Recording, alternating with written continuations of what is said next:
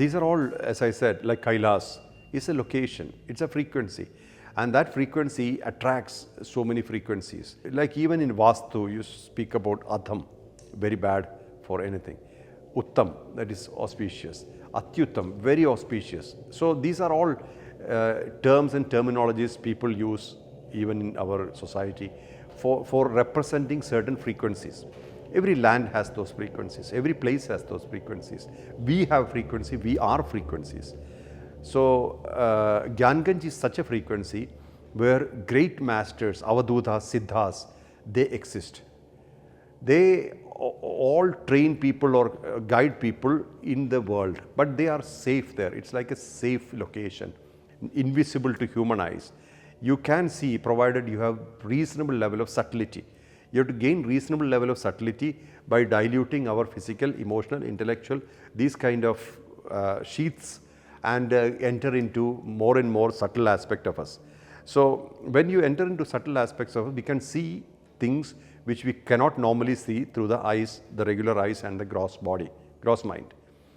So there are realms like that, like Shambhala, Gyanganj, all are different frequencies and different types of beings exist there. And it's usually great masters who have been existing in physical form.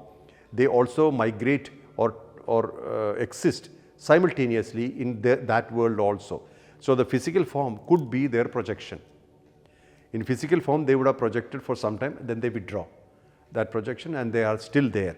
So many physical forms of the great masters which we have seen on earth may not be actually incarnations. Means of course they are born through somebody, but like I look at Sai Baba also, not many people know who is his father or mother, or it's not very clear. Vittal Babaji, not very clear. Ganeshananda Giri's parents, not very clear. So there are masters who have appeared. Of course they might have had parents. Bhagavan Nityananda's parents, not many people know, or people guess, or many of them are guesswork.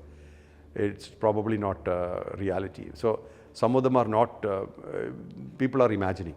They are all projections. They project themselves in the physical world to help the world to harmonize itself, to get out of the vicious cycle of emotions and negativities, various negative emotions, various negativities. They come, they try to guide people, take them out, then they withdraw. But they continue to operate because people continue to connect. That's why Bhagavan Nityananda still exists. All the masters, Sai Baba still exists, Babaji still exists, everybody exists. Because their projection continues, because people continuously connect to them. When you connect to something, that's reality, that's a reality, that's real connection. So like that, it's always a continuous process, it's a flow. So these are all frequencies. Gyanganj is one of those locations which represents a frequency. Kailas is one of the locations which represents a frequency. A frequency simply doesn't mean that it's just one frequency.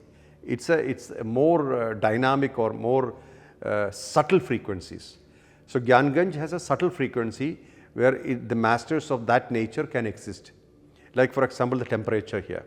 The temperature is suitable, we don't need air conditioner or we don't need a cooler or fan or anything because it's reasonably comfortable. That comfort factor helps us to stay in this place. Imagine it's 50 degrees more or 50 degrees less centigrade. It will be very difficult for surviving here. So we all need a conducive environment to survive. Like that, each are conducive environments for certain frequencies to survive.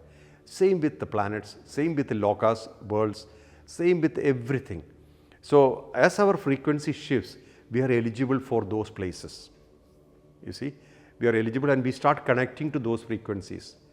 And then we start shifting to those frequencies. That's how human evolution happens.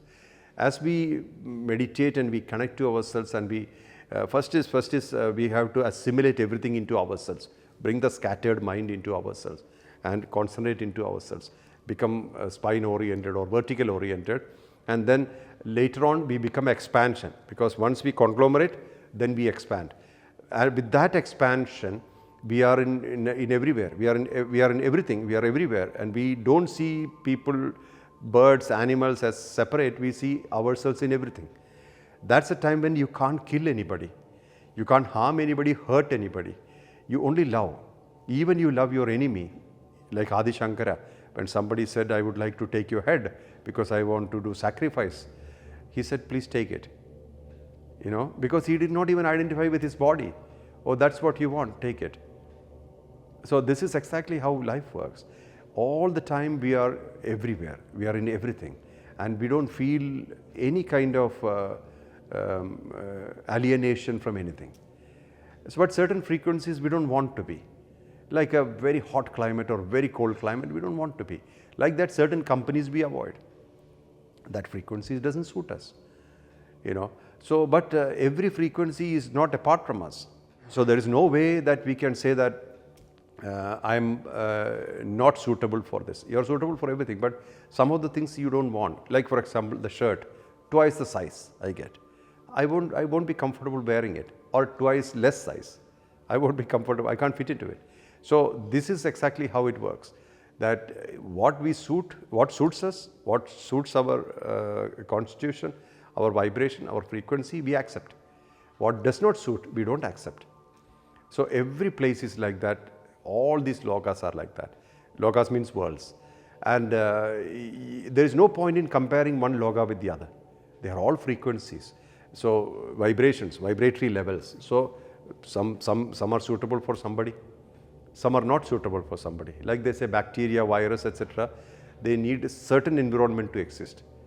In another environment they don't exist, or another temperature or frequency they don't exist. It's just like that. Everything is like that. If you understand your life as frequencies and vibrations, you understand everything. That's what we are.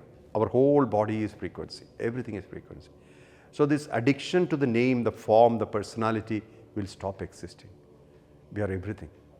And why should we be addicted to one thing? Okay, I am projected as one thing, but I am not one thing. I am multi-dimensional, intergalactic actually. Intergalactic simply means we are eligible for any frequency, not just on earth plane. We can be in any plane. So earth is just a ball. There is many more balls out there, many more planes out there. So we are suitable, we are eligible for all these planes. What prevents us is that we are not ready to leave this physical, the identification of the physical, the name, the form. We are not ready to leave. We are so overemphasizing it, so we can't really see anything or feel anything. The way to get out is to feel ourselves. The language is feeling. The path is awareness. And the method is connecting to oneself, being you.